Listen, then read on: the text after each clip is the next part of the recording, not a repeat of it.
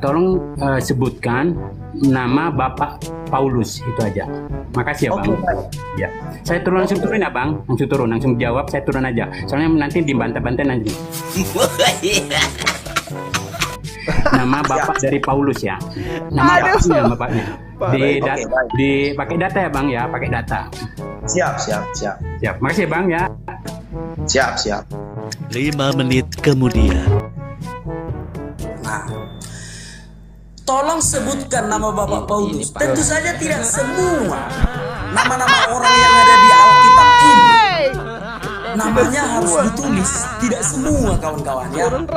Kalaupun ditulis nama bapaknya Paulus, kau akan tanya siapa nama bapaknya Timotius. Nah, ketika ditulis namanya Timotius, maka kau akan menanyakan siapa nama bapaknya dari Yeremia. Banyak nama-nama di dalam Alkitab ini. Itu pertanyaan ya tidak terlalu berguna ya. Pertanyaan seperti itu. Allahu Akbar. Gimana sih cara berpikir teman-teman muslim ini?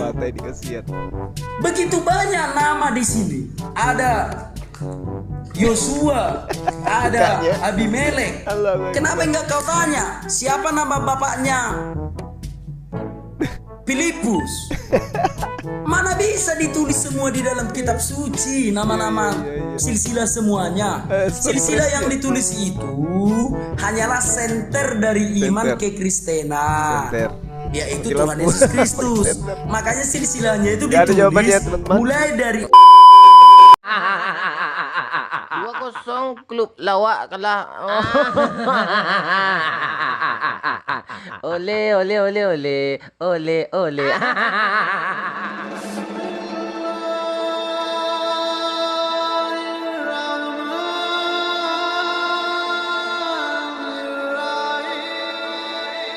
Kali saudara saya ini ganteng kali rupanya ya.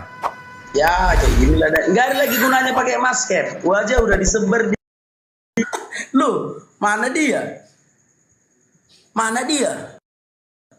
Aduh, mana dia? Loh, Pak Ustadz, naik lagi Pak Ustadz. Mana Ustadz juga ini? Pak Ustadz, naik lagi Pak Ustadz. Kemana Pak Ustadz ini? Loh. Pak Ustadz ini? Itu Ustadz Juma kawan-kawan. Itu Ustadz Juma. Mana Pak Ustadz ini? Silakan Pak Ustadz. Itu apa internet itu yang bermasalah Pak Ustadz? Di Medan ini internet ini apa Pak Ustadz? Iya, sorry. Jaringan kok tiba-tiba keluar gitu. Suara saya kedengaran? Kedengaran Pak Ustadz. Oke, boleh dialog ya kita ya? Boleh, silakan Pak Ustadz. Silakan. Iya, tadi itu saya dengarkan ya, saudara saya ini paham Bible gitu ya kan. Nah, satu pekan ini saya membahas bahwasanya Yesus itu utusan Tuhan, itu betul. Diutus tapi untuk Bani Israel saja. Sementara saudara kan bukan anak Israel gitu loh. Nah, itu gimana ceritanya tuh? Kok bisa orang Batak ngaku-ngaku sebagai pengikut Yesus, sementara Yesus itu diutus hanya kepada domba yang hilang. Nah, orang Batak itu kan bukan domba, bukan Bani Israel. Gimana itu, Saudara Rudi? Oke, aku jawab ya Bang. Oke. Jadi Tuhan Yesus itu diutus kepada domba yang hilang dari Bani Israel. Itu Alkitabiah ya. Artinya Ustaz itu tidak mengada-ngada itu. Itu Alkitab. Untuk menggenapi hukum Taurat itu, karena hukum Taurat itu hanya untuk orang Israel. Tetapi Tuhan Yesus berkata di dalam Yohanes 10 ayat 16, bagiku ada domba dari kandang yang lain. Makanya ketika Tuhan Yesus hendak naik ke surga dalam Matius 28 ayat 19, Tuhan Yesus berkata, jadikan seluruh bangsa Islam mereka dalam. Jadi karena ada perintah itu Pak Ustaz. Iya, tapi yang dimaksud domba dulu, apa itu domba? Ini dulu yang harus dipretelin. Jadi kalau domba Mau di luar kandang, mau di luar kandang, mau di atas atap atau di lantai, yang namanya domba itu apa? Domba itu apa dulu? Oke, baik. Masih ada lagi domba di luar kandang ini. Maksudnya apa gitu loh? Oke, umat Allah, umat Allah. Ya, di mana itu dalilnya bahwa domba itu adalah umat Allah? Ya, domba itu sebutan untuk umat Allah, Bang. Domba itu sebutan untuk umat Allah. Domba itu di dalam Yeremia 23 nomor 2 itu disebut domba karena mereka Bani Yakub. Di dalam Yeremia 50 nomor 17 domba itu adalah Bani Israel. Nah, itu domba umat Allah. Iya. Nah sekarang saudara sebagai orang Batak, apakah Bani Yakub? Ya, bukan. Tetapi gini, Bang. Bukan. Nah, bukan. Ya, Oke, coba ya. terus Dengarkan dulu ya. Ya.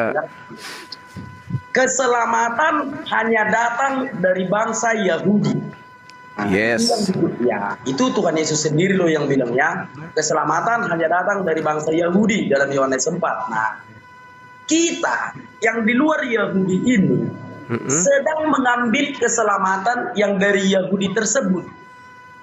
Makanya kita mau menyembah Tuhannya orang Yahudi.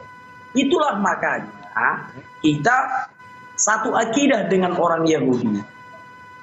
Itu, Bang. Jadi kalau dikatakan tadi domba itu adalah dari Bani Israel, aku jawab domba itu umat Allah. Nah, sejak dulu umat Allah itu memang adalah bangsa Israel.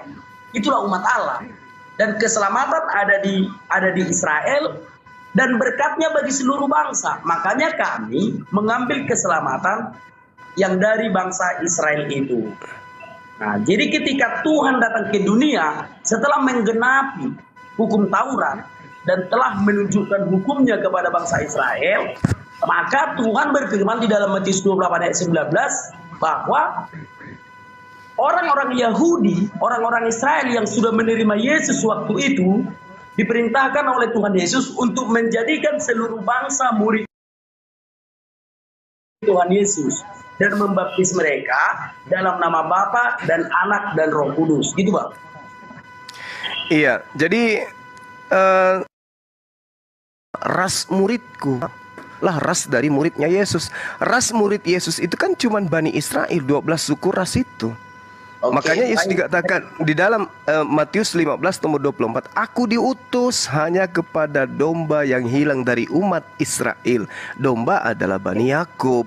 Baik, maka ketika silakan. Oke, sekarang bagaimana dengan Yohanes 1 ayat 29? Lihat anak domba Allah yang menghapus dosa dunia. Silakan. Iya, dunia yang dimaksud di sini memang semuanya. Nah, Yesus datang mengajarkan Tuhan itu cuma satu dan dia adalah utusan Tuhan. Pemahaman ini itu keliru. Misalnya agama yang lain yang tidak menerima Yesus sebagai utusan Tuhan dan menerima Tuhannya Yesus sebagai satu-satunya Tuhan, itu keliru semua. Yesus datang menyadarkan semua manusia bahwa dia adalah utusan Tuhan. Bani Israel harus percaya dia adalah utusan Tuhan. Orang Yahudi harus percaya dia utusan Tuhan. Dan Tuhan yang diajarkan adalah satu-satunya Tuhan. Orang Israel harus percaya, orang Indonesia harus percaya, siapapun itu harus percaya. Tapi dia diutus khusus untuk orang Israel saja. Aku diutus hanya kepada domba yang hilang dari umat Israel. Umat di sini etnos. Etnos Israel artinya ras Israel. Kita bukan ras Israel. Jadi kalau kita nyamar-nyamar ya kita serigala dong jadinya. Kan gitu. baik. Udah? Ya, silakan. Oke, baik. Ya, kita membenarkan itu ya, bahwa orang Israel ini adalah umat perjanjian Sukran. Allah. Ya. Iya, silakan. Bangsa Israel ini adalah umat perjanjian Allah. Kita membenarkan itu. Tetapi mereka telah menjadi berkat bagi banyak bangsa. Itu tidak bisa kita bantah. Artinya, berkat yang diberikan kepada Yakub dan keturunannya mengalir ke seluruh bangsa, gitu loh. Bisa nggak Pak Ustadz memahaminya? Iya, tahu. Kami umat Islam paham. Allah Subhanahu. Nah, ya, sebentar dulu. Bagaimana tanggapan Pak Ustadz atas perkataan Pak Ustadz sendiri? Kok bisa orang Batak atau orang Indonesia mengambil keselamatan yang dari Yahudi ini? Sementara Pak Ustadz sudah mengakui bahwa berkat yang untuk Israel adalah untuk seluruh bangsa, gitu loh. Oke. Jadi ini kita berbicara mengenai pengutusan. pengutusan para nabi itu diutus kepada kaumnya masing-masing. Ya. Yesus dalam hal ini diutus untuk kaumnya Bani Israel. Dan Oke. keselamatan di atas muka bumi ini memang berasas terhadap pengajaran nabi-nabi Israel kepada umat Israel dan harus diimani itu. Makanya Ya. kami Islam beriman kepada nabi-nabi yang datang kepada mereka dan beriman kepada kitab mereka. Tetapi kehususan pengutusan itu hanya berlaku kepada Bani Israel. Barang siapa yang bukan Bani Israel, ngaku-ngaku sebagai Bani Israel, itulah serigala yang nyamar domba. Oke, baik. Oke. Ya, nggak silakan. apa-apa, nggak apa-apa. Oke. Artinya keselamatan itu ada dong. Yes, untuk Bani Israel. Ya, betul. Oke, keselamatan itu untuk Bani Israel. Oke, udah fix ya. Nah, Ya. keselamatan yang adalah untuk Bani Israel ini boleh kan dimiliki bangsa-bangsa lain? Boleh?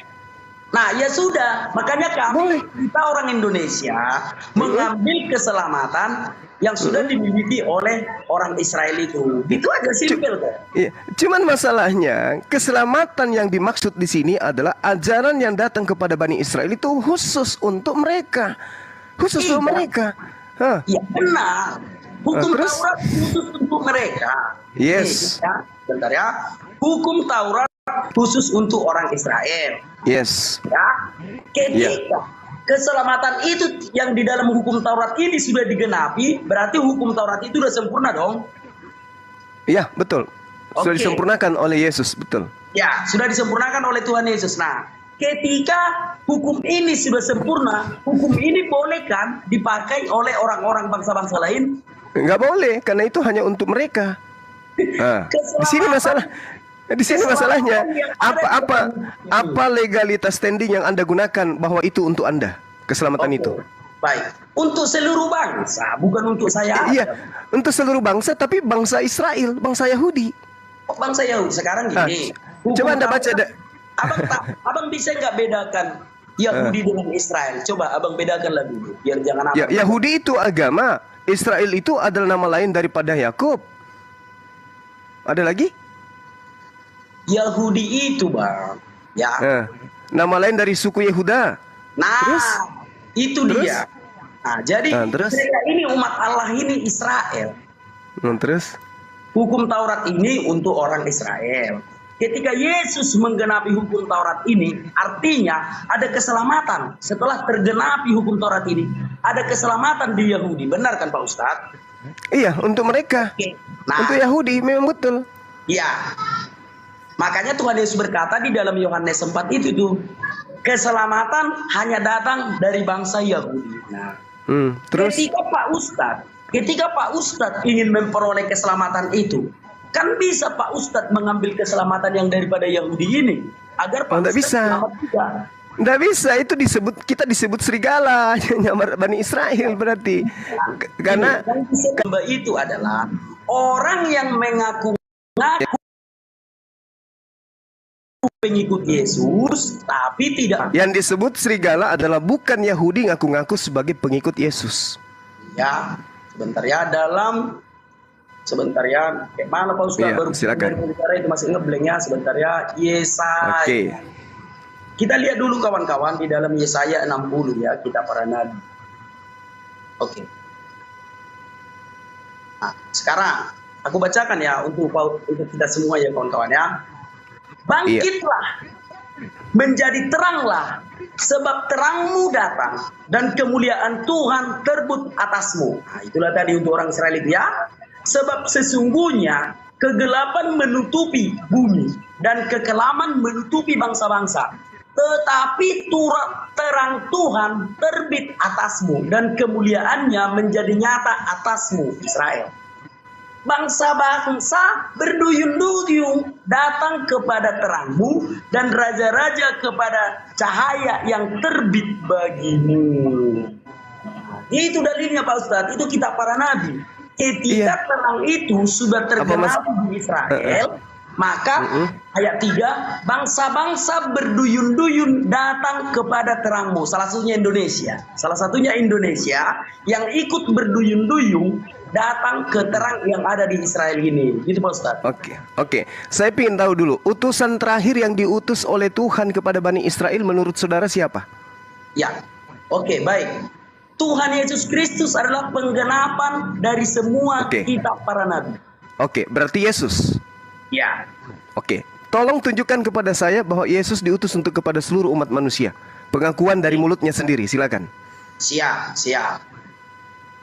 Matius 28 ayat 19 itu, Pak Ustaz. Matius 28 kan saya sudah jelaskan. Parententes on mateteusate. Jadikanlah murid semua ras muridku. Oke, baik. Yohanes 1 ayat 29. Ya, domba yang menyelamatkan manusia, menyelamatkan dunia. Terus sama masalahnya. Ya sudah, dunia, bangsa Indonesia kan masih... Anda harus, saudara harus menyadari dulu bahwasanya Bani Israel itu di dalam kitabnya jelas sekali. Yeremia 23 nomor 8. Melainkan demi Tuhan yang hidup sabar, yang menurunkan dan membawa pulang keturunan kaum Israel keluar dari tanah utara dan dari segala negeri kemana ia mencerai-beraikan mereka. Maka mereka akan tinggal di tanahnya sendiri. 2. Di dalam kitabnya orang Yahudi diterangkan bahwasanya Yeremia 23 nomor 3. Dan aku sendiri akan mengumpulkan sisa-sisa kambing dombaku dari segala negeri kemana aku mencerai-beraikan mereka. Aku akan membawa mereka kembali kepada mereka. Mereka akan berkembang biak di tempatnya sendiri. Lalu kemudian yang kita harus pahami di sini adalah ketika Tuhan menyatakan bahwasanya Bani Israel itu sudah dicerai-beraikan, artinya domba-domba Israel itu menyebar kemana-mana dan Tuhan kemudian ingin mengembalikannya. Dan yang disebut domba seperti misalnya dalam Hakim-Hakim 20 nomor 26. Kemudian pergilah semua orang Israel, yakni seluruh bangsa itu, lalu sampai ke Betel. Seluruh bangsa. Tetapi yang bangsa yang maksud ini hanya Bani Israel. Sama ketika di dalam silakan. Oke, baik. Nah, jadi ketika aku katakan tadi Matius 28 ayat 19 itu, jadikan semua bangsa muridku. Pak Ustadz membantahnya, itu hanya bangsa Israel. Lalu aku bikin lagi dalil di dalam Yohanes 1 ayat 29. Lihat anak domba Allah yang menghapus dosa dunia. Lagi-lagi Pak Ustadz membantah. Sekarang aku keluarkanlah satu lagi, dan sebenarnya masih banyak lagi. Kisah Para Rasul 4 ayat 12. Di bawah kolong langit ini tidak ada satu nama pun yang diberikan untuk manusia yang olehnya kita bisa beroleh keselamatan. Ingat Pak Ustaz, di bawah kolong langit ini, kalau di dalam Matius tadi dikatakan, jadikan seluruh bangsa muridku, Pak Ustaz masih bisa membantah, itu maksudnya bangsa Israel. Nah, sekarang dalam Kisah Para Rasul 4 ayat 12, di bawah kolong langit ini, nah di bawah kolong langit ini loh, Pak Ustaz masih hidup di bawah kolong langit kan? Tidak ada satu nama pun yang bisa menyelamatkan, hanya Tuhan Yesus Kristus. Nah, silakan Pak Ustaz. Oke, baik. Saya ingin tahu nama Yesus dalam bahasa Ibrani apa? Bahasa Aram apa? Yesua. Sebelum anak Maria menggunakan kata Yesua, siapa yang lebih dulu menggunakan nama Yesua ini? Yahweh. Oh. Manusia, Bung, di bawah kolong langit yang menggunakan nama Yesua sebelum Yesus anak Maria siapa? Oke, manusia. Oke.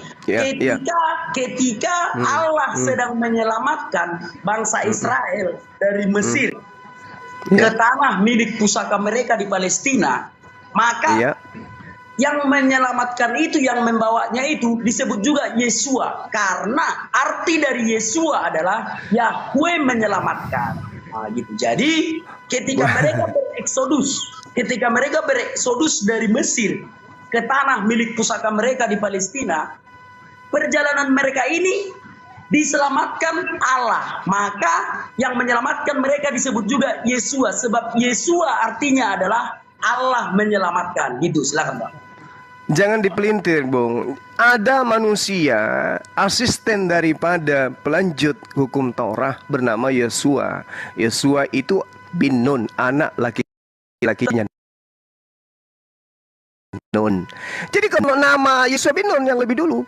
Bukan. Karena Yesua itu Yesua bin Nun. Itu Yesua bin Nun. Bentar ya. Yesua bin Nun itu manusia.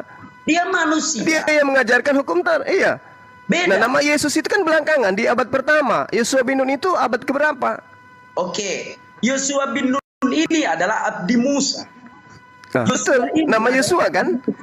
Nah. Namanya Yesua kan? Nama itu nama dia, nama panggilan Musa ini gitu. Iya, berarti lebih dulu dia menggunakan nama Yesua daripada anak Maria. Tuan Pak Ustadz gini lah, udah tahu aku. Karena yang memiliki nama Yesua atau nama Yesus itu bukan hanya Yesus sendiri, gitu maksud Pak Ustadz kan? Oke, itu benar. Pemain sepak bola pun ada Gabriel Jesus. Di Jawa Timur ada juga yang bernama Yesus. Tapi bukan itu maksudnya. Yang dimaksudnya dalam Allah menyelamatkan ini adalah Yesua Hamasia atau Adonai Yesua Hamasia. Jangan karena namanya sama, maka Pak Ustadz pukul rata. Jangan begitu. Ya, tapi... Nanti gini sebentar. Nanti kalau aku bantah tentang nama Yosua bin Nun yang kepadanya mengabdi Kaleb, maka Pak Ustadz akan mengatakan lagi, bukan dia aja yang punya nama Yesus, ada Gabriel Jesus, pemain Manchester City. Nah, kalau ku bantah nanti itu, maka Pak Ustadz akan pergi lagi, ada namanya di Jawa Timur Yesus. Jadi jangan gunakan dalil-dalil seperti itu Pak Ustadz, malu kita. Nama bisa saja sama, tetapi juru selamat yang dimaksudkan di dalam Kisah Para Rasul 4 ayat 12, yaitu Adonai Yesua Hamasia atau Tuhan Yesus Kristus yang mati di kayu salib. Banyak nama yang sama, banyak yang meniru-niru, tetapi hanya satu yang asli. Dia yang mati di kayu salib, Adonai Yesua Hamasia. Silakan Pak Ustaz. Iya, Anda kan cuma menambah-nambah. Yang dimaksud di dalam Kisah Para Rasul itu kan tidak merujuk kepada Adonai. Coba Anda perhatikan dalil Anda di situ, saudaraku. Di situ dikatakan bahwasanya adalah keselamatan, dan keselamatan tidak ada di dalam siapapun juga selain di dalam Dia, sebab di bawah kolong langit ini tidak ada nama lain yang diberikan manusia, hanya Dia. Tapi faktanya Yesus sudah lebih dulu diberikan nama itu. Nama bisa saja sama. Kayak mana sih cara berpikir Pak Ustadz, jadi malu aku. Kan dikatakan begini, kan dikatakan begini, Bung. Kolong di bawah kolong langit ini tidak ada nama lain yang diberikan kepada manusia. Oke, baik. Yesus lebih dulu. Adalah sekarang gini aja. Siapa yang mengatakan itu? Kita kayak sebab nuzul aja lah kita. Ke sabab musabab. Yeah. Siapa yang mengatakan itu? Lukas. Si Lukas ini siapa? Asistennya Paulus, pendiri agama Kristen. Nah, Paulus mengatakan seperti itu. Pak Ustadz belajar di mana Pak Ustadz? Galatia 1:16 dia mengaku sebagai rasul. Ini pengakuan Paulus, ini pengakuan. Kita beri silakan. Sekarang iya, kita silakan. Kisah Para Rasul 4 ayat 12. Ya. Iya. Kisah Para Rasul ini ditulis oleh siapa? Oke, baik. Ditulis oleh murid-murid Tuhan Yesus ya. Jujur dong, dia ditulis Lukas ini. Ya, Lukas murid Tuhan Yesus dari ke-70 murid. Santo Lukas, Santo Markus. Ada dalilnya Lukas murid Yesus? Mana coba bisa tunjukkan? Silakan saudara, bisa tunjukkan. Tunjukkan murid yang ke-70 ada nama Lukas di sana berdasarkan dalil yang keluar dari mulut Yesus sendiri. Silakan. Sesuai dengan surat yang dikirim oleh Santo Ignatius ke Roma. Oh, kirain sesuai dengan Yesus. Di dalam surat yang ditulis oleh Santo Ignatius ini, di situ ada nama ke-70 murid Tuhan Yesus dan di dalamnya ada Lukas dan Santo Markus. Sekarang kita ke Asbabun Nuzul dulu ya, Asbabun Nuzul. Iya, silakan. Di dalam Kisah Para Rasul 4 ayat 12. Kenapa Pak Ustadz mengatakan yang berbicara di sini adalah Lukas? Apa alasannya? Sementara di sini kita tahu. Yang berbicara di sini adalah Petrus. Kalau kita baca dari ayat 1, ketika Petrus dan Yohanes sedang berbicara kepada orang banyak. Jadi yang mengucapkan ini adalah Santo Petrus, yaitu murid Tuhan Yesus. Artinya ketika Petrus berkata, di bawah kolong langit ini tidak ada satu nama pun yang olehnya kita beroleh keselamatan selain di dalam Dia. Artinya Petrus sudah pasti merujuk kepada Tuhan Yesus. Karena Santo Petrus adalah muridnya Tuhan Yesus. Bukan kepada dia atau Yesua yang ada yang lain. Bukan kepada Gabriel Jesus yang pemain Manchester City. Bukan kepada Wak Yesus yang ada di Jawa Tengah. Karena yang berbicara di sini kan Petrus. Silakan Pak Ustaz. Oke, baik. Jadi ini sudah terbantahkan ini. Jelas sekali. Yesua itu kan jelas sekali nama yang diberikan dari Tuhan kepada manusia kan bukan pertama dia, bukan Yesus yang pertama. ketika Anda mengatakan ini adalah Petrus yang berbicara, betul, ini menurut pengakuan Lukas. Lukas mengatakan Petrus berkata, kan gitu. Jadi yang menyampaikan ini ada Lukas. Lukas ini siapa? Oke, baik. Lukas ini adalah orang yang menyaksikan langsung Tuhan Yesus, tetapi dia sejaman dengan Petrus, tetapi dia lebih muda daripada ketika Tuhan Yesus dan murid-murid yang 12 ini. Banyak orang mengikuti mereka, dan salah satu dari mereka itu adalah Santo Lukas. Gitu loh Pak Ustadz. Tidak bisa, karena Petrus itu diutus untuk orang-orang yang bersunat. Artinya Petrus diutus untuk orang Yahudi. Lukas bukan orang Yahudi. Lukas Petrus gini, udah bersalahan. Lukas Sedangkan, itu orang Yahudi Pak Ustadz. Lukas di mana dalilnya? Di mana dalilnya Lukas orang Yahudi? Silakan. Oke, baik. Sebentar ya. Lukas bin, kalau orang Yahudi kan ada binnya. Lukas bin. Sebentar Pak Ustadz, sebentar ya. Dalam Lukas 10 ayat 1 sampai 12. Sudah, Tuhan Yesus mengutus 70 murid. Dan di dalamnya ada Santo Lukas dan Santo Markus. Mana dalilnya? Silakan Pak Ustadz. Kalau Pak Ustadz punya uang, silakan pergi ke Vatikan. Di situ masih ada surat yang dikirim oleh Santo Ignatius. Kalau semua harus dituliskan di dalam kitab suci ini Pak Ustadz, maka tidak akan cukup bisa setebal ini Pak Ustadz. Sebab penulis kitab suci hanyalah orang-orang Yahudi gitu loh.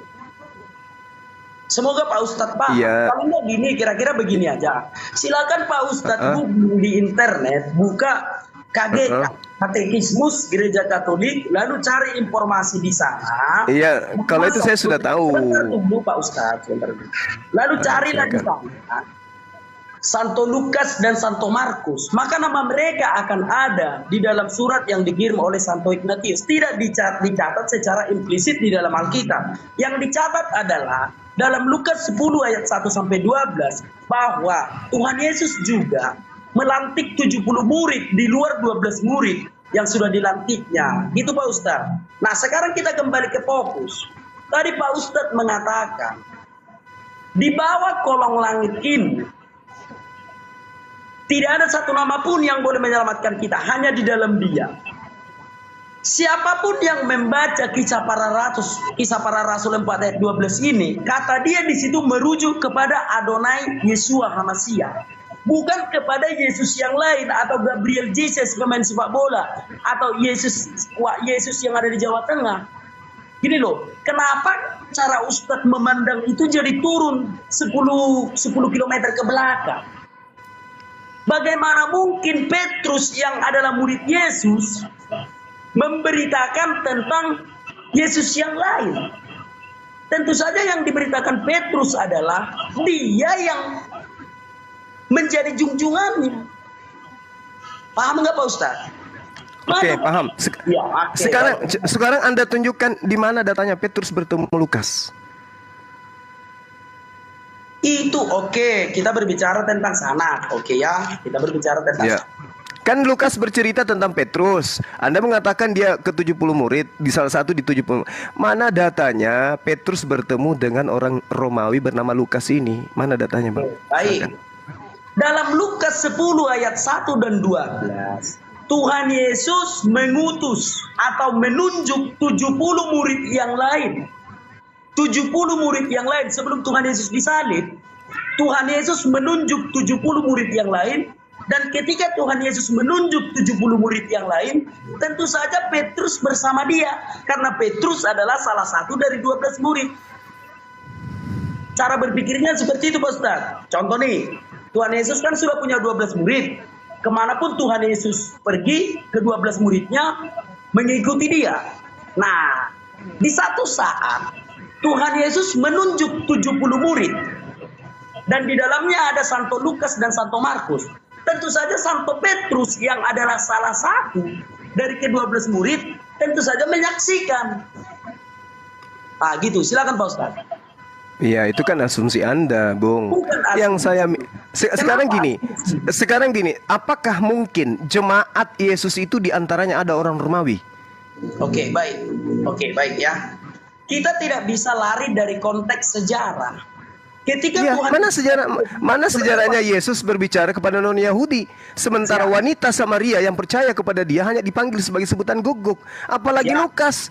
Lukas menulis, Lukas menulis berdasarkan hasil penyelidikan. Masakan seorang murid melakukan penyelidikan untuk menulis? Kalau murid tidak melakukan penyelidikan, karena dia menerima wahyu, menerima wahyu. Kenapa dia melakukan penyelidikan? Kalau dia murid, silakan. Ya, ada seorang raja. Sekarang udah dua itu. Yang pertama tadi, kenapa Yesus berbicara kepada non-Yahudi? Nah, konteks sejarah tidak bisa hilang dari iman kekristenan. Ketika Tuhan Yesus datang ke dunia, 2/3 dari dunia ini sedang dijajah oleh Romawi, sedang dijajah oleh non-Yahudi. Artinya, kerajaan itu bebas melakukan segala keputusan. Kalau di Yerusalem sudah kosong, akibat orang-orang Yahudi telah diserahkan ke segala bangsa, maka penguasa bisa saja membuat orang berimigrasi ke Israel. Artinya memang suku-suku dan bangsa di situ sudah campur aduk. Ketika Tuhan Yesus datang hanya dihuni oleh orang Yahudi saja. Nah, jadi ketika Tuhan Yesus datang ke dunia, segala bangsa sudah ada di sana. Yaitu diperkuat ketika Rasul Petrus membaptis 3.000 orang. Dan ketika orang-orang percaya mula-mula telah menerima kuasa dari Roh Kudus, maka mereka berbicara dengan bahasa-bahasa yang aneh. Lalu orang-orang yang di sekitarnya berkata, bagaimana mungkin mereka bisa berbicara bahasa-bahasa yang asing, sementara kita adalah orang Al-Qaeda, orang Yunani. Artinya ketika Tuhan Yesus datang ke Yerusalem, ketika Tuhan Yesus datang ke dunia, Yerusalem telah dihuni banyak suku bangsa. Jadi itulah yang membuat Tuhan Yesus itu berbicara kepada non-Yahudi juga. Nah, berikutnya, jadi sudah kujawab ya, Yesus berbicara kepada orang Yahudi dan non-Yahudi juga. Itu alasannya. Ya, itu apa tadi alasannya? Ketika Tuhan Yesus datang ke dunia, dari segala suku bangsa sudah tinggal di Palestina, sudah tinggal di Yerusalem, ya, di bawah pemerintahan kerajaan Romawi. Ya. Yang kedua, perintah untuk menulis kitab suci. Oke. Tuhan Yesus ketika berfirman kepada Rasul Yohanes, Tuhan Yesus selalu mengatakan, dan tuliskanlah. Ada perintah untuk menulis. Dan tuliskanlah. Kan begitu kan? Lalu ditulis di dalam catatan-catatan atau gulungan-gulungan. Apa yang diterima oleh rasul-rasul, dituliskan mereka di dalam gulungan-gulungan. Disimpan entah kemana-mana.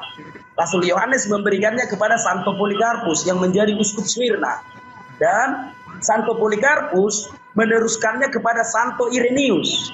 Nah, setelah itu Santo Irenaeus berbicaralah kepada Hippolytus dan lain-lain bapak-bapak gereja. Itulah kebenaran kitab suci yang ditulis oleh para rasul langsung. Nah, siapa perintah untuk mengkanon ke dalam Alkitab? Ada satu raja waktu itu yang bernama Theophilus. Theophilus adalah seorang raja yang besar, yang dia percaya kepada Yesus bukan karena kitab suci, tetapi karena mujizat. Banyak sekali ya golongan mujizat. Entah dia sakit, dipanggilnya orang Kristen, lalu mendoakan dia sembuh.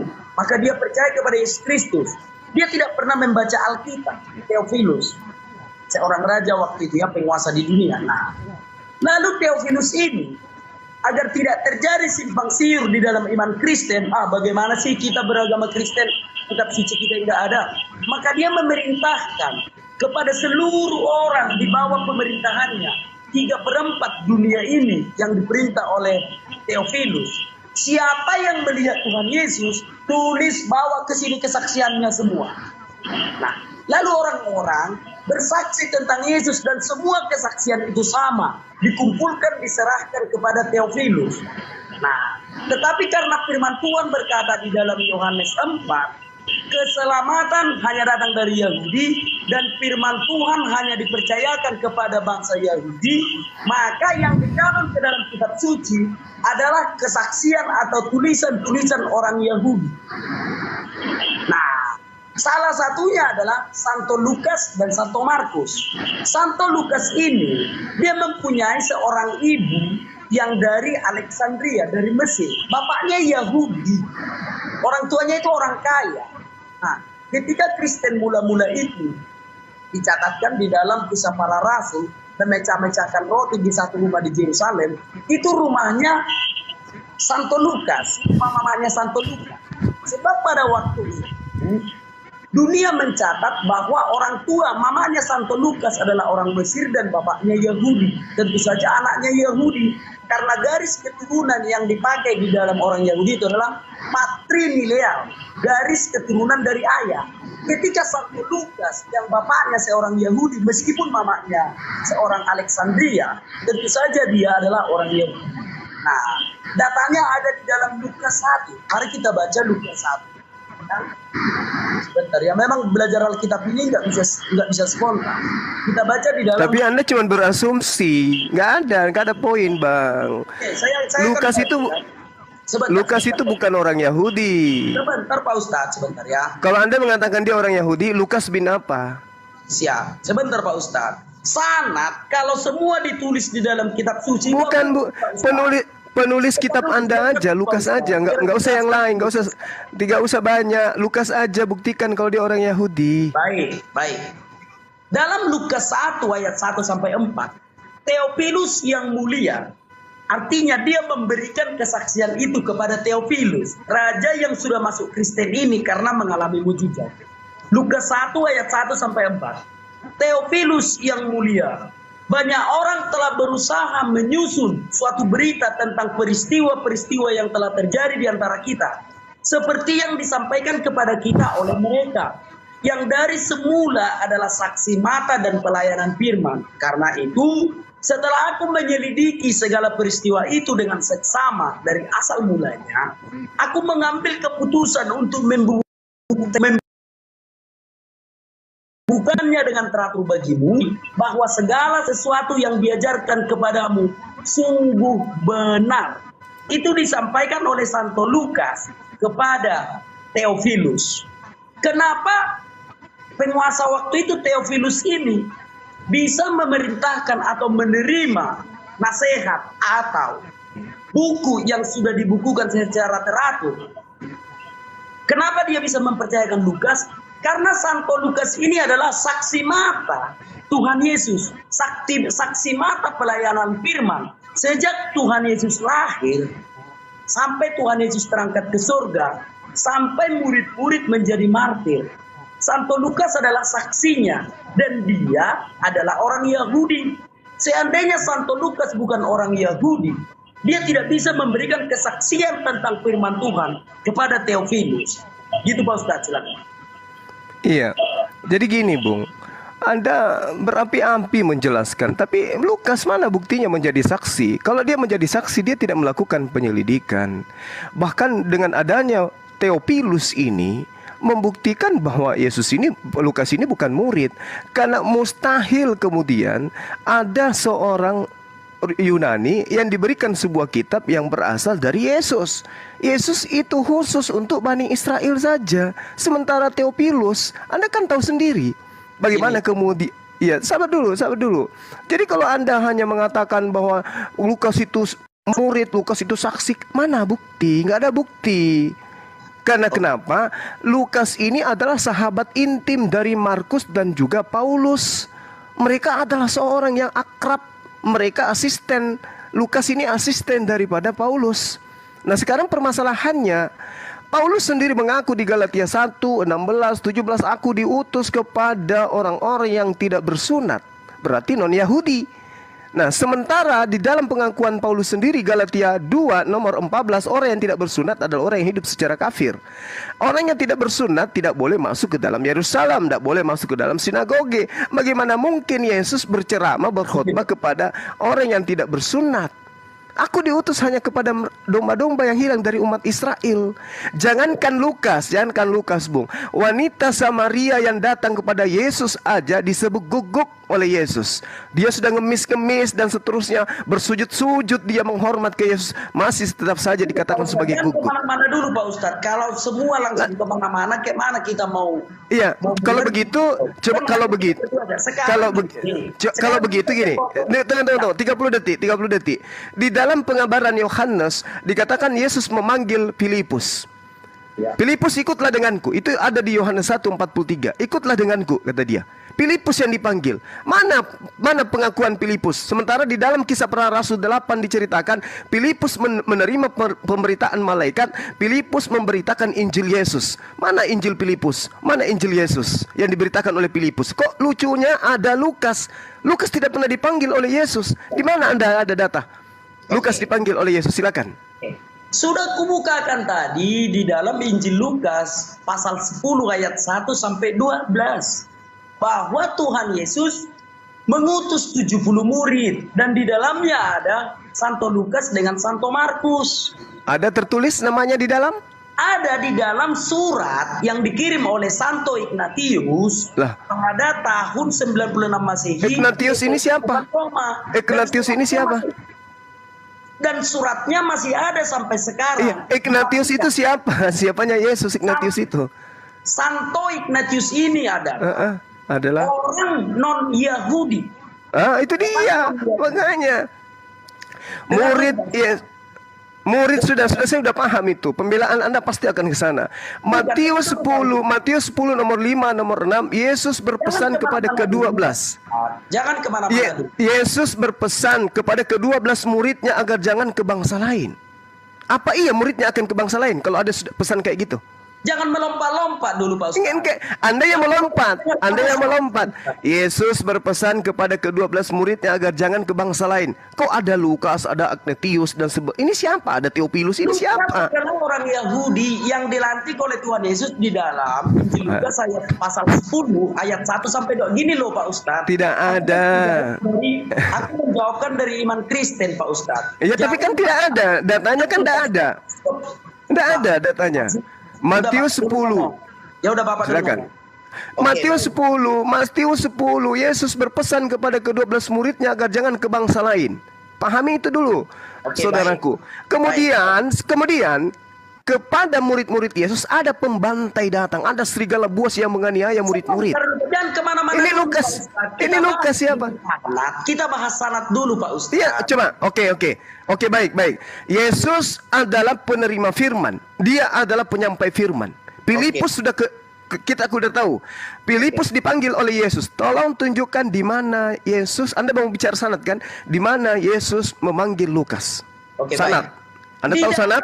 Mata rantai penyampaian. Silakan Anda tunjukkan Yesus bertemu dengan Lukas. Ya. Di dalam Lukas 10 ayat 1 sampai 12, Tuhan Yesus mengutus 70 murid selain dari ke-12 murid. Dan di dalam ke-70 murid ini ada nama Santo Nanta karena surat yang ditulis oleh mana dalilnya di Lukas 10? Lukas 10 ayat di Lukas 10 mana? Lukas 10 ayat 1 sampai 12, di situ dijelaskan bahwa Tuhan Yesus mengutus ke-70 murid di luar ke-12 murid ini. Dan nama-nama ke-70 murid ini di dalamnya ada Santo Markus dan Santo Lukas, dan manuskripnya ada di Vatikan. Silakan Pak Ustadz sendiri yang pergi ke Vatikan. Di situ ada paling dekat ke Gereja Katolik. Contoh. Ya, yang menulis surat itu siapa? Sebentar dulu Pak Ustadz. Kalau aku ngomong, Pak Ustadz juga ngomong, siapa yang mau dengar? Kalau Pak. Enggak, saya tanya silakan. Oke. Anda berapi-api tapi nonsen.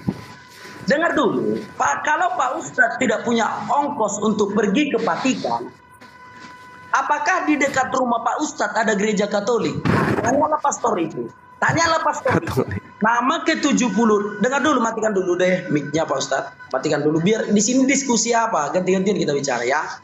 Kalau Pak Ustadz tidak punya ongkos ke Vatikan untuk melihat ke-70 murid Tuhan Yesus ini, ada di dekat rumah Pak Ustadz gereja Katolik, tanyalah pastor itu. Nah, itu lebih dekatnya. Gitu loh. Artinya Bapak jangan membantah apa yang memang sudah menjadi fakta. Gitu loh. Pak Ustadz bertanya, aku menjawab. Ke-70 murid ini di dalamnya ada Santo Lukas dan Santo Petrus. Datanya ada di Vatikan, manuskripnya masih ada di Vatikan. Kalau Pak Ustadz tidak punya uang ke Vatikan, datang ke gereja Katolik, tanya pastornya, pastor, kata anak Batak, betul enggak? Di dalam Lukas 10 ayat 12, Tuhan Yesus mengutus ke-70 murid. Apakah di ke-70 murid ini ada nama Santo Lukas dan Santo Markus? Pak Ustadz silakan tanya ke pastor itu. Kalau Pak Ustadz nggak percaya kata-kataku gitu. Jadi jangan memaksakan kehendak. Aku hanya memberitahukan saja gitu loh. Aku hanya memberitahukan saja kalau berbicara tentang sana. Nah, kita kembali ke topik. Ya. Iman kita memang berbeda Pak Ustadz. Ya pasti aku tahu dong agama Pak Ustadz.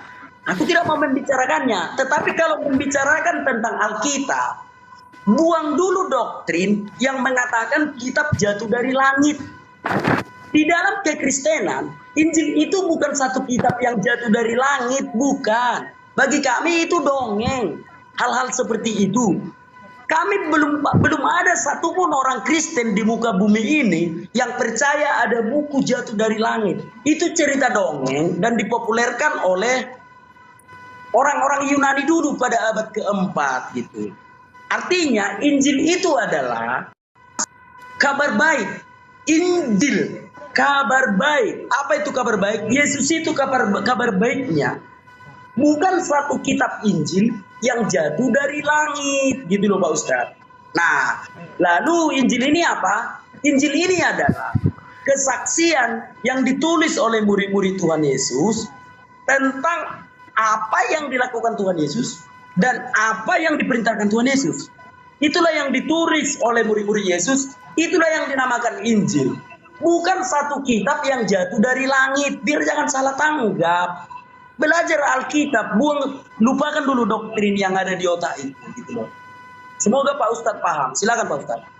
Saya tidak ada pernah mengatakan kitab jatuh dari langit gitu ya. Cuman yang kita permasalahkan ini ketika saudara mengatakan di dalam Lukas 10 ada nama Lukas di sana. Padahal kalau Anda belajar, sekali lagi kalau Anda belajar dengan pakai akal, Lukas 10 jelas sekali Lukas tidak menuliskan dirinya di sana.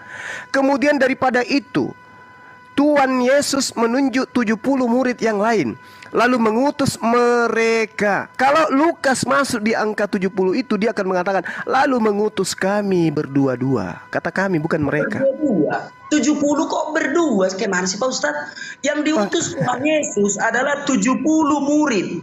Tentu saja Alkitab tidak akan mencatat ke 70 murid ini mau berapa banyak. Makanya salinannya itu ada di Vatikan. Tapi di antara ke-70 murid ini ada Santo Lukas dan Santo Markus. Gini aja lah biar jangan di situ-situ aja. Aku sudah menjawab ya. Dan itu jawaban yang benar. Kalau Pak Ustadz nggak percaya nggak apa-apa. Nggak apa-apa Pak Ustadz. Biar jangan itu-itu aja yang kita bahas. Sudah kukatakan di dalam Lukas 10 ayat 1-12. Tuhan Yesus mengutus 70 murid. Selain daripada 12 murid ini. Dan di dalam 70 murid ini ada nama Santo Lukas dan Santo Markus gitu. Yang penting udah kujawab lah Pak Ustadz. Itu aja kita bahas. Yang menulis ada nama Lukas di situ siapa? Yang menulis? Santo Ignatius mengirimkan tulisan yang disaksikannya, dikirimnya ke keuskupan Roma. Nah sekarang begini, kemudian daripada itu Tuhan menunjuk 70 murid yang lain, lalu mengutus mereka berdua-dua. Kenapa tidak mengatakan mengutus kami? Kenapa mereka? Kalau Lukas memang bagian dari 70 murid, Tuhan Yesus 70 iya, murid. Saya tahu Tuhan dikatakan di sini Tuhan menunjuk 70 murid yang lain lalu mengutus mereka berdua-dua mendahuluinya ke setiap kota dan tempat yang hendak dikunjunginya. Kenapa Lukas tidak mengatakan dan mengutus kami? Karena Santo Lukas juga sedang menceritakan yang 68 yang lain. Gimana sih cara berpikir Pak Ustadz ini? Iya, kan katanya 70 itu termasuk Lukas. Berarti Lukas mengatakan kami dan mengutus kami berdua-dua. Tapi kan buktinya dia tidak mengatakan kami di sana. Dia mengatakan mereka. Mereka berarti bukan Lukas. Baik, baik. Aku jawab ya Pak Ustadz. Setelah silakan. Ya baik. Setelah Tuhan Yesus menunjuk 70 murid, maka kesaksian Santo Lukas adalah mereka berdua, kami berdua-dua, dan Santo Lukas dan Santo Markus adalah satu perjalanan. Santo Lukas dan Santo Markus satu perjalanan. Yang 68 yang lain perjalanan ke tempat yang lain. Gitu loh Pak Ustadz. Kenapa sih Pak Ustadz payah memahaminya? Yang penting adalah Loh, gimana? Jangan mendoktrin saya. Di situ dikatakan mereka di situ menggunakan bahasa Yunani dengan sangat jelas. Original teksnya autos itu menunjuk orang di luar daripada penulis. Berarti tidak termasuk Lukas. Kenapa Anda memaksakan juga Lukas sementara autos itu artinya mereka, bukan aku. Gak apa-apa. Mereka yang 12 ini diutus berdua-dua. Mereka yang 70 ini diutus berdua-dua. Dia tidak mengatakan dan kami diutus berdua-dua. Oke, baik. Gimana baik. tuh? Baik, oke, aku pakai metode yang lain. Artinya Pak Ustadz menerima ketika Tuhan Yesus mengutus 70 murid yang lain ya. Itu urusan belakang. Yes, tapi tidak termasuk Lukas. Sebentar dulu. Tapi tidak termasuk Lukas. Sebentar dulu Pak Ustadz. Iya. Sebentar dulu ya. Kita entah di dalam ke-70 murid ini ada Santo Lukas dan Santo Markus, itu belakangan dulu. Artinya Pak Ustadz percaya bahwa Tuhan Yesus menunjuk 70 murid yang lain kan? Iya, betul. Tapi tidak termasuk Lukas. Bani Israel toh. Oke, nah 70 murid yang lain ini telah diakui Pak Ustadz telah diutus. Nah permasalahannya sekarang Pak Ustadz tidak percaya kalau nama Santo Lukas dan Santo Markus ada di dalamnya, kan begitu. Nah tulisan Santo Ignatius yang tidak dimasukkan ke Alkitab karena dia bukan orang Yahudi. Penulis Alkitab itu harus orang Yahudi, nggak bisa bangsa lain. Di dalam Lukas, Markus bukan orang Yahudi. Sebentar dulu ketua. Sebentar dulu ya Pak Ustaz. Tulisan Santo Ignatius yang masih ada sampai sekarang di Keuskupan Roma. Di dalam ke-70 murid ini ada Santo Markus dan Santo Lukas. Paham ya Pak Ustaz ya? Itulah rujukan yang diambil oleh orang Kristen dan itulah kebenaran. Makanya Santo Lukas dan Santo Markus adalah dua orang dari 70 murid yang ditunjuk Tuhan Yesus. Kalau Pak Ustadz menolak bahwa Santo Lukas dan Santo Markus bukan dari ke-70 murid ini, artinya Pak Ustadz menolak manuskrip yang ditulis oleh Santo Ignatius. Apakah Pak Ustadz bisa menemukan manuskrip tertua yang lebih tua dari manuskrip yang ditulis oleh Santo Lukas? Sampai kiamat pun dunia ini tidak ada lagi manuskrip tertua yang menulis tentang ke-70 murid ini adalah manuskrip yang ditulis oleh Santo Ignatius pada tahun 96 Masehi. Beliau menulisnya, beliau meninggal 110 Masehi. Tulisannya ini ada di Keuskupan Roma sampai sekarang, yaitu Vatikan, ada sampai sekarang. Itulah manuskrip tertua. Kalau Pak Ustadz tidak percaya lagi kepada penemuan sejarah, sama siapa lagi Pak Ustadz percaya? Sama dongeng. Silakan Pak Ustadz. Oke, saya tanya dulu. Yesus itu mengutus pada tahun keberapa? Tahun berapa Yesus mengutus ke-70? 30 Masehi. Sampai 30 Masehi. Ignatius lahir kapan? Ignatius lahir tahun berapa? Oke. Santo Ignatius ini dia hidup sejaman dengan Tuhan Yesus, meninggal 120 Masehi. Loh, Ignatius tadi tahun 97 menulis. Ya, dia menulis kesaksiannya atas perintah Theophilus yang berkuasa pada tahun 96 Masehi. Perintah untuk menulis seluruh kitab suci. Tapi tulisannya itu tidak dimasukkan ke dalam Alkitab karena dia bukan orang Yahudi. Tetapi tulisannya ini disimpan sampai sekarang. Dan di dalam tulisannya ini ada nama-nama ke-70 murid itu. Gitu. Baik.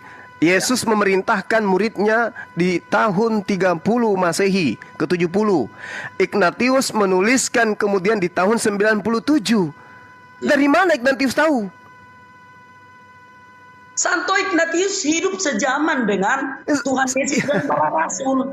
Iya, yang hidup sesama dengan Yesus itu banyak orang. Nah sekarang buktikan Ignatius ini menjadi saksi pada saat Yesus mengutus.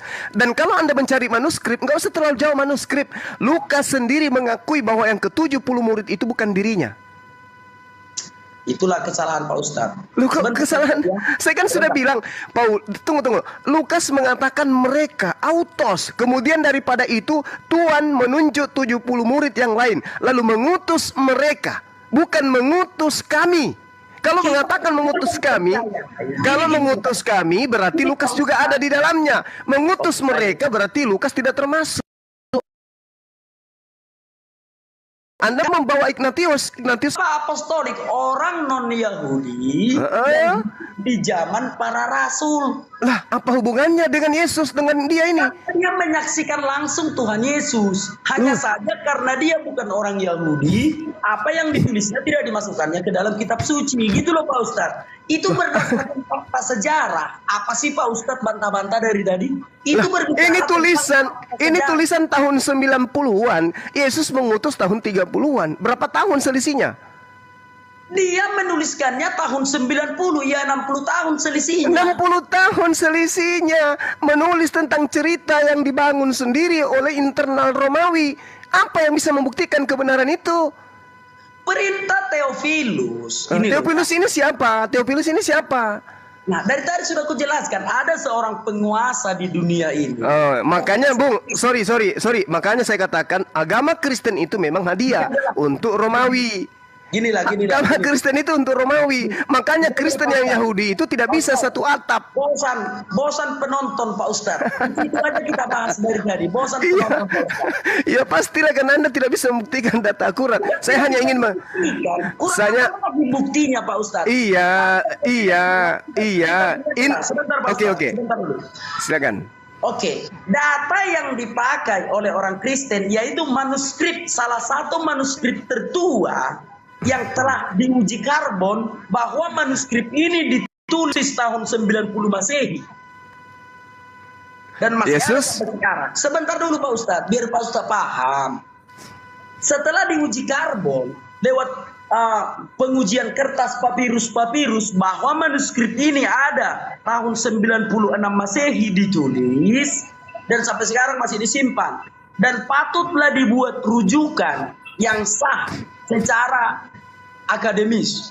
Makanya aku bilang tadi, kalau Pak Ustadz menemukan manuskrip yang lain yang lebih tua dari 96 Masehi, yaitu tulisan dari Santo Ignatius, dan di dalam manuskrip yang Pak Ustadz temukan itu tidak terdapat nama Santo Markus dan Santo Lukas.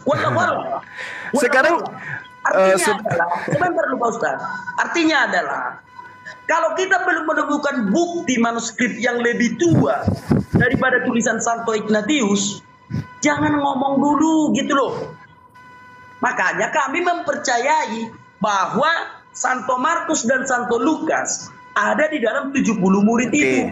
Karena tidak ada manuskrip yang bertentangan dengan hal itu kecuali Pak Juma menemukan. Udah bilang tadi, kalau Pak Juma menemukan manuskrip yang lebih tua dari 96 Masehi yang menuliskan ke 70 murid Yesus dan di dalamnya tidak ada Santo Lukas dan Santo Markus, wallahu a'lam. Silakan. Oke, saya tanya dulu. Tua mana kitab Lukas daripada tulisan Ignatius? Tua mana? Oke, baik. Oke. Sama tuanya, sama tuanya. Berarti saya menggunakan Lukas, catatan Lukas yang mengatakan autos. 70 murid itu disebut oleh Lukas sebagai autos. Autos itu mereka, bukan aku. Oke. Nah, kenapa Lukas? Sorry. Kenapa Lukas tidak mengatakan kami? Kenapa yang mengatakan kamu, mereka? Kenapa? Oke. Mereka yang dimaksudkan Santo Lukas termasuk dirinya dan Kenapa Santo bisa? Markus yang ada di dalamnya. Bagaimana bisa orang bercerita Udah, gini aja, Pak. dengan Gini aja, tunggu saudara. Ini Lukas, ini kitab Lukas. Sabar dulu. Ini kitab dengar. Sabar. Ini Lukas, kitabnya dituliskan berdasarkan hasil penyelidikan dan dan diberikan kepada Theophilus. Pak Ustadz. Jadi diketawain orang kita, Pak Ustadz. Iya, diketawain lah karena kata mereka Anda anggap kami. Pak Lukas sendiri mengatakan itu. Sebentar dulu Pak Ustadz ya, sebentar. Diketawain orang nanti Pak Ustadz. Kan sudah Nah, Anda yang diketawai, saudaraku. Anda yang diketawai. Anda mencari manuskrip, tapi Lukas sendiri menerangkan bukan dia termasuk 70. Coba, Silakan. mendengarkan dulu Pak Ustadz. Udah. Kalau Pak Ustadz menemukan manuskrip yang lebih... Jangan manuskrip. Saya sudah bilang jangan manuskrip. Kitab Lukas aja yang Anda pakai. Capek aku Pak Ustadz. Capek aku. Saya boleh ngomong sedikit ya? Saya ngomong sedikit aja. Ya, kita ganti topik lah, udah. Nah, sedikit aja. Tunggu. Sedikit aja. Tidak menyuruh Pak Ustadz untuk mempercayainya, tapi dasar kemangkap dia seperti itu, gitu loh. Tunggu. Saudara menyuruh saya mencari manuskrip. Kenapa harus manuskrip? Ternyata sedangkan pengakuan Lukas sendiri mengatakan, kemudian Tuhan mengutus 70 murid yang lain, lalu mengutus mereka. Yang ke-70 ini berdua-dua. Lukas mengatakan mereka, kenapa tidak mengatakan kami? Sementara ini adalah surat yang disusun oleh dia untuk dihadiahkan kepada Theophilus. Kenapa dia tidak mengatakan kami? Saya tanya dulu, kenapa dia tidak mengatakan kami? Kalau Lukas termasuk 70, silakan. Oke. Kemudian daripada itu Tuhan menunjuk 70 murid yang lain. Berarti udah sah ya. Ya. Lalu mengutus mereka. Mereka berdua-dua mendahulunya ke setiap kota dan tempat yang dikunjunginya. Dikunjungi oleh Yesus. Dua, termasuk Santo Lukas dan Santo Markus. Kalau termasuk Lukas, dia akan mengatakan kata kami. Gini, tidak sama bahasa kita dengan bahasa orang lain. Bahasa Yunani ini. Bahasa Yunani yang digunakan oleh... Gini. Bung, autos. Terjemahan ini, Alkitab terjemahan ini menggunakan bahasa sederhana, contoh. Bahasa Yunani kan? Sudahlah Pak Ustadz, sudahlah dulu ya. Sudahlah dulu Pak Ustadz, pening aku. Aku jelaskan dari tadi Pak Ustadz sudah membantah, pening aku. Oke. Jelaskan dari tadi, kalau Pak Ustadz menemukan manuskrip kedua, silahkan. Kalau belum menemukan, kenapa ke manuskrip? Jangan ke manuskrip, pengakuan Lukas aja dipakai. Sudah. Pertama tadi kan topik kita di dalam Kisah Para Rasul 4:12. Tak bisa bantah. Tak bisa Pak Ustadz bantah, lari Bapak ke sini. Ya ini. Lari-lari, jadi kita stop aja lah dulu Pak Ustadz ya. Kita ganti topik yang lain. Ayo kita ke topik yang lain ya. Gini, aku sudah menjelaskan dari tadi. Gini loh, aku nggak mau debat kusir, nggak mau aku debat. Iya, makanya saya minta data di mana Lukas muridnya. Ana membawa Lukas 10. Lukas mengakui dirinya tidak termasuk yang 70. Tidak mengakui. Gini loh. Nah ini aku sudah menjawab. Kayak mana sih Bapak? Bapak kalau berdiskusi seperti ini, enggak levelku Pak Ustadz. Kalau Lukas 10 nomor 1, kenapa Lukas menggunakan kata mereka? Apa jawaban saudara saya? Dengar Pak Ustadz, dengar ya. Iya. Bapak bertanya sudah kujawab. Mau Pak Ustadz percaya atau tidak itu urusan Pak Ustadz, gitu loh. Saya tanya, kenapa Lukas menggunakan kata mereka? Pak Ustadz harus menunjukkan kualitas Bapak di sini. Lah, Bapak ini Lukas 10 nomor 1, kata mereka. Sekarang beginilah aku bilang. Kok kualitas? Beginilah aku bilang. Iya. Kalau aku bertanya sama Pak Ustadz, lalu Pak Ustadz sudah membantah. Jawab Pak Ustadz itu aku bantah lagi. Iya, dibantah karena tidak sesuai dengan data. Harus Anda bantah karena tidak sesuai dengan data. Di sini Lukas mengatakan ke-70 itu adalah mereka, bukan kami, bukan aku. Sudahlah. Gimana ceritanya? Sudahlah, udah aku bilang tadi ke-70 murid ini diantaranya ada nama Santo Lukas dan Santo Markus. Tapi Lukas mengatakan mereka. Itu pengakuan orang lain. Itu pengakuan Ignatius. Itu pengakuan Ignatius, tapi pengakuan Lukas bukan. Gimana ceritanya? Gini Pak Ustadz. Pak Ustadz yang mana yang saudara percaya, Ignatius atau Lukas? Gini loh Pak Ustadz. Bapak bertanya, aku menjawab. Enggak aku paksa Bapak percaya. Gitu loh. Enggak, saya tanya dulu, yang mana yang Anda percaya, Ignatius atau Lukas? Sudah Pak Ustadz ya, sudah ya. Yang mana yang Anda percaya, Ignatius? Ya aku nggak menyangka aja kalau kualitas Pak Ustadz itu. Bapak sudah bertanya, aku menjawab, gitu loh. Aku tidak mengatakan harus jawabanku itu maka Pak Ustadz harus percaya, bukan seperti itu. Kita harus menunjukkan attitude dan kualitas kita dalam berdiskusi. Kalau coba kita diskusi tatap muka seperti ini, udah ribut lah. Aduh, Bapak bertanya, parah, aku jawab. Gitu loh. Bukan ku katakan jawabanku itu harus dia, Bapak teman-teman, imani. nangis. Aku nggak mengatakan seperti itu, dia. Pak. Gitu loh. Nangis. Ketika berdiskusi bukan seperti itu, Pak Ustadz. Bukan. Aku bertanya kepada Pak Ustadz. Pak Ustadz menjawab. Ya sudah Bapak Ustadz jawab, sudah. Allahu Akbar. Masya Gitu loh. Allah. Bukan harus aku imani jawaban Pak Ustadz. Demikian juga sebaliknya. Ketika Pak Ustadz menanyakan, Aku sudah di-kick, aku jawab, teman-teman, ya aku sudah. di-kick. Bukan jadi debat kusir debat kayak gitu. Aku Berkuranglah di-kick harga sama diriku dia. Pak Ustadz. Berkuranglah harga Allahu diriku Akbar. kalau debat kayak gitu. Sudah dijawab ya sudah. Bukan mau Pak Ustadz harus mengimani atau kayak mana sih? Paham ya, Angkat Pak tangan Ustadz, dia, menyerah berkurang dia. harga diriku kalau berdebat seperti itu. Asik teriak-teriak aja dari tadi, asli teriak-teriak aja. Ya dia yang teriak. Pak Ustadz Dia udah yang bertanya, teriak, udah dituduhnya ku kita yang jawab, teriak. Kenapa di dalam 70 murid ini ada nama Santo Lukas dan Santo Markus? Kan udah ku jawab. Di dalam tulisan manuskrip tertua, tulisan Santo Dia Ignatius, lari ke ada nama manuskrip, Santo Lukas dan sementara Santo Lukas Markus. sendiri mengaku Kalau bukan. Pak Ustadz tidak percaya ya Lucu. sudah, yang penting aku sudah menjawab gitu loh. Kalau diskusi seperti itu berkuranglah harga diriku Pak Ustadz. Aku kan udah bukan begitu lagi modelku berdiskusi. Modal toa. Enggak modal toa lagi aku Pak Ustadz berdiskusi gitu loh ya. Semoga Pak Ustadz paham ya. Udah berkurang harga diriku kalau berdiskusi aku sama Pak Ustadz dengan cara seperti itu. Oke ya Pak Ustadz ya. Izin Pak Ustadz ya, aku naikkan yang lain ya. Udah aku jawab ya sudah, enggak aku suruh Bapak imani. Di sini mengedukasi di sini ya. Di sini mengedukasi. Ya, curhat dia.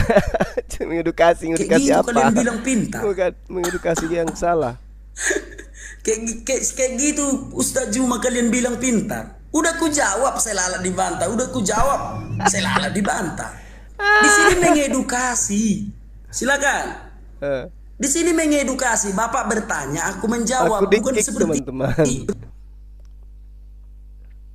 cara diskusi Bapak itu.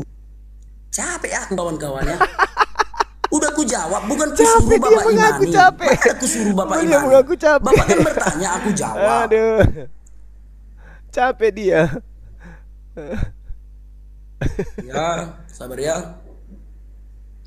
Oke, salam toleransi, tapi jangan seperti Ustadz itu ya. Ku jawab, dibantah, ku jawab, dibantah. Artinya, abang di sini bertanya, aku menjawab gitu loh. Bukan ku paksa Bapak imani gitu ya. Aku tidak memaksa untuk Bapak mengimani apa yang ku sampaikan. Gitu ya, silakan. Ya Bang, selamat siang Bang. Selamat siang Bang, salam toleransi. Ya, salam toleransi. Maksudnya begini Bang, yang dimaksud Bapak Zuma tadi itu, yang ditanya itu Bang, mereka, kata-kata mereka, bukan Lukas menjawab, bukan Lukas memberitahukan kami. Cuma jawaban abang itu tidak fair. Abang selalu membantah terus. Loh, gini loh, dia kan yang bertanya. Kan aku yang orang Kristen, dia Islam. Kalau Islam bertanya kepada orang Kristen, yang bisa menjelaskan iman Kristen siapa gitu loh. Kristen kan, udah aku kasih dia membantah 1 kali, 2 kali, 3 kali. Sebaliknya juga gitu Bang, contoh lain. Aku tanyalah abang Islam. Udah, abang jawab. Ku bantah 1 kali, 2 kali, kan wajar. Bukan harus memaksakan, aku kan Kristen. Mana mungkin aku harus memaksakan. Abang kan yang lebih pintar menjelaskan Islam, kan begitu. Akhirnya nanti channel ini nggak ditonton orang lagi, bukan channel edukasi lagi gitu loh. Aku kan pasti lebih tahu karena aku orang Kristen. Demikian juga tentang Islam. Abang kan lebih tahu tentang Islam. Ini channel edukasi bukan gontok-gontokan seperti itu gitu loh. Silakan Bang lanjut. Iya. Yang maksudnya itu Bang begini Bang ya, saya kasih tahu ya. Iya. Abang Silakan. jawab. Maksud apa? Silakan Bang. Jawaban Abang itu kurang tepat. Bukan kurang tepat. Gini loh, gini ya. Di dalam manuskrip itu, ke-70 murid Tuhan Yesus itu ada Santo Lukas dan Santo Markus. Lah, sekarang kayak gini lah. Kalau abang bertanya sama aku, sudah abang bertanya sama aku, apakah jawabanku harus sesuai kata-kata abang? Harus tepat seperti yang di hati abang gitu loh. Gimana sih cara Begini Bang. berpikirnya? Tapi kan jawaban Abang kan harus sesuai dengan data, kan yang dicari data Bang. Ya itu datanya. Itu datanya. Siapapun ditanya di muka bumi ini, ke-70 murid itu, di situ ada nama Santo Lukas dan Santo Markus, karena itu tertulis di tulisan Santo Ignatius. Ada di gereja Katolik sampai sekarang. Itu mau kita bantah dari mana lagi? Itu yang tertulis. Ya. Lucu ini orang. Gini loh, Yang Abang gini. pakai Lukas Pusing aku, Pak. Pening aku katanya. kan? Pening aku, Pak.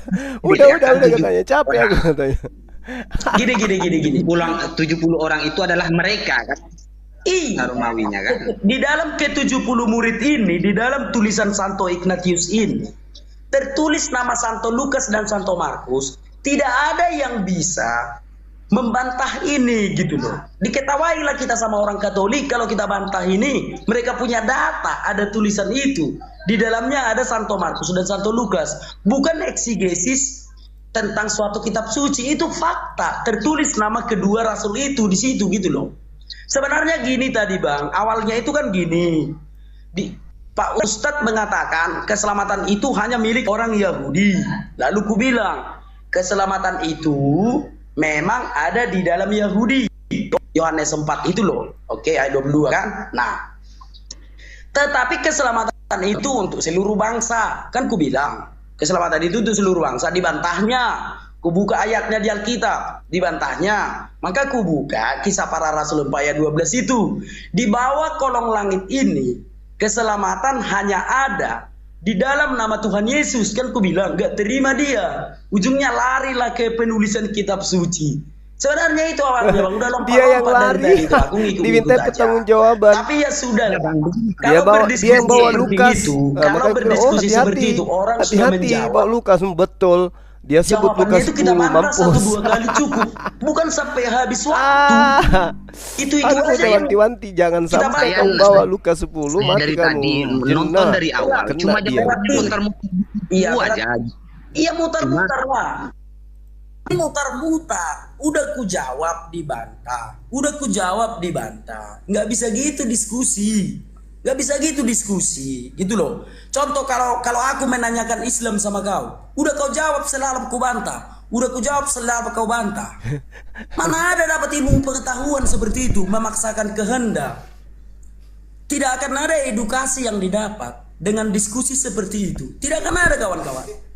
Takkan pernah ada edukasi yang diterima oleh penonton kalau cara berdiskusi seperti itu, gitu loh. Cukup lagi, tahu aja teman-teman. ya. Ternyata kualitas dia seperti itu. Memaksakan kehendak. Berdiskusi nggak boleh memaksakan kehendak ya. Oke ya, aku naikkan lagi ya. Kasihan ya teman-teman, menyedihkan. Aduh, parah ini anak Batak. Oke ya teman-teman, gak ada suara kan dari komalnya dia kan, Rudi Yohanes ini. Keringat Oke, dingin selamat sore. Keringat dingin. Salam toleransi, dapur sukacita, silakan. Ya, selamat sore. Selamat sore Bang. Gini Bang, gini. Abang, kalau abang bertanya, boleh abang bantah sekali 2 kali, boleh. Tapi jangan jadi berbantah-bantahan terus Bang. Artinya habis waktu kita. Siap. Apapun tidak dapat orang gitu Bang ya. Ini channel edukasi Bang, channel edukasi. Silakan. Nangis dia. Enggak, saya nggak mau bertanya, cuman kasih saran aja gini. Dia ibarat seperti ini. Bang Juma yang tadi itu ibarat seperti ini. Ini saya kan pakai data, setting pakai data. Misalkan ini contoh misalkan 4 tambah 4 sama dengan 8. Bang Juma bilang 8, terus abangnya bilang 4. Dari mana 4 itu data dari seperti itu? Nah, Bang Juma itu cuma dari mana datanya itu seperti itu. Misalkan 4 tambah 4, Bang Juma bilang 8. Nah, abang bilang 4. Nah, itu kan menurut dia. Soal kebenarannya kan dia tidak bisa memutuskan. Kebenarannya kan begitu. Iya, tapi Bang Juma Bang Juma itu minta data, Bang. Data rasa berkuranglah harga diriku melawan dia. Dulu dia nggak seperti itu. Sebelum aku masuk penjara, ada juga viral debatku sama dia. Tapi dia nggak seperti itu. Cara berdebatnya dulu. Gitu loh, silakan. Nah, ya itu. Nah, saya mau nanya ya. Ini mau nanya saya. Satu aja, nggak akan dibantah lagi. Tolong sebutkan nama Bapak Paulus, itu aja. Makasih ya, Bang. Ya. Saya langsung turun ya, Bang. Langsung jawab, saya turun aja. Soalnya nanti dibantah-bantah nanti. Nama Bapak dari Paulus ya. Nama bapaknya. Pakai data ya, Bang ya, pakai data. Siap. Makasih Bang ya. Siap. Nah, tolong sebutkan nama Bapak Paulus. Tentu saja tidak semua nama-nama orang yang ada di Alkitab ini namanya harus ditulis. Tidak semua, kawan-kawan ya. Kalaupun ditulis nama bapaknya Paulus, kau akan tanya siapa nama bapaknya Timotius. Nah, ketika ditulis namanya Timotius, maka kau akan menanyakan siapa nama bapaknya dari Yeremia. Banyak nama-nama di dalam Alkitab ini. Itu pertanyaan ya tidak terlalu berguna ya. Pertanyaan seperti itu. Allahu Akbar. Gimana sih cara berpikir teman-teman muslim ini? Begitu banyak nama di sini. Ada Yosua, ada Abimelek. Kenapa enggak kau tanya siapa nama bapaknya Filipus? Mana bisa ditulis semua di dalam kitab suci nama-nama silsilah semuanya. Silsilah yang ditulis itu hanyalah senter dari iman kekristenan, yaitu Tuhan Yesus Kristus. Makanya silsilahnya itu ditulis mulai dari mau berapa banyak buku yang harus dibuat. Semua harus ditulis. Ada berapa ribu nama di dalam Alkitab ini? Nggak ada jawabannya. Kalau semua mau ditulis, cuman curhat. Memang cara berpikirnya kenapa seperti itu, kawan-kawan? Kenapa seperti itu cara berpikirnya? Kamu mendapatkan informasi. Dari mana sumbernya ini? Nabi Khidir itu siapa? Capek kau membaca kitab sucimu dari itu tidak memberikan pondasi keislaman. Tidak bukan dia yang mengajarkan tentang Al-Quran. Ada di situ tetapi Paulus dia mengajarkan tentang Injil. Jadi itu pertanyaan yang tidak anak tidak cocok lah untuk ditanyakan. Siapa nama bapaknya Paulus? Siapa nama bapaknya Timotius? Lama-lama nanti siapa nama bapaknya Lukas? Lama-lama nanti siapa nama bapaknya Markus? Ya memang harus ketahui itu. Supaya kau tahu kapasitas sumber informasi ini orang dari mana. Nah, gitu kawan-kawan. Kayak mana lah aku bilangnya. Tapi sudahlah, karena memang cara berpikir kita itu beda ya. Cara berpikir kita itu beda. Kau cara berpikir serigala. Cuma bisa menggonggong tanpa ilmu. Demikian ya. Kita akhiri dulu. Yang pasti kemudian si anak kata ini kita sudah buat dia menangis keringat dingin ya. Mudah-mudahan bisa tercerahkan kepada yang lain. Saya akhiri, subhanakallahumma wa bihamdi asyhadu an la ilaha illa anta astaghfiruka wa atubu ilaihi. Salam tauhid, salam satu Tuhan. Jayalah Islamku, jayalah Indonesiaku. Assalamualaikum warahmatullahi wabarakatuh.